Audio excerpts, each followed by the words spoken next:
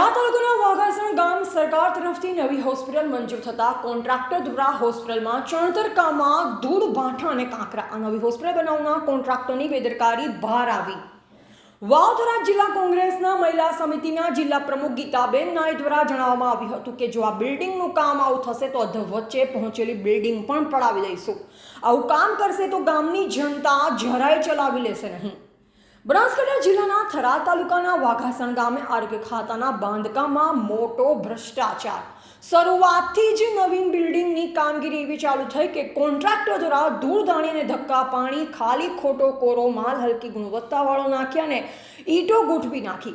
ત્યારે એક જાગૃત નાગરિક દ્વારા ભ્રષ્ટાચારને ખુલ્લો કરવામાં આવ્યો. ગુજરાતમાં જ્યારે ભ્રષ્ટાચારનો ગોટાળો ફાટી નીકળ્યો છે ત્યારે થરા તાલુકાના વાઘાસણ ગામ પણ આ ભ્રષ્ટાચારમાં સામેલ છે. કારણ કે ગામની અંદર નવી હોસ્પિટલ જ્યારે પાયાથી ચણતર કામ ચાલુ કરવામાં આવ્યું ત્યારે હલકી ગુણવત્તાવાળો માલ નાખી પબ્લિકને ખાલી ખોટી નજરની સામે આ ભ્રષ્ટાચારીઓના નાના છોકરાની જેમ રમાડી રહ્યા છે. જો આવું ને આવું કામ થતું રહેશે તો આનો જવાબદાર કોણ રહેશે? આ ભ્રષ્ટાચારમાં કોણ સામેલ છે? અધિકારીઓ, કોન્ટ્રાક્ટર કે પછી રાજકારણ? શું શરૂઆતથી આવું બાંધકામ થશે તો આ બિલ્ડિંગની ઉંમર કેટલી રહેશે?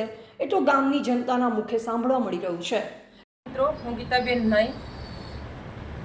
મારા ગામમાં વાઘાસણમાં સરકારી હોસ્પિટલનું કામ ચાલી રહ્યું છે. ટૂંક સમય પહેલાં લાખો રૂપિયાના ખર્ચે એ હોસ્પિટલ મંજૂર થઈ છે. ત્યારે એના પાયાનું કામ ચાલી રહ્યું છે.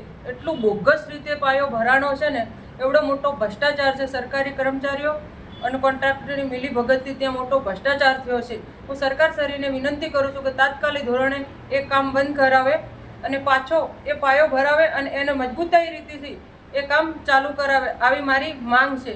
અને જો આ કામ બંધ નહીં થાય તો હું કોર્ટ જવું પડશે તો કોર્ટમાં બી જઈશ.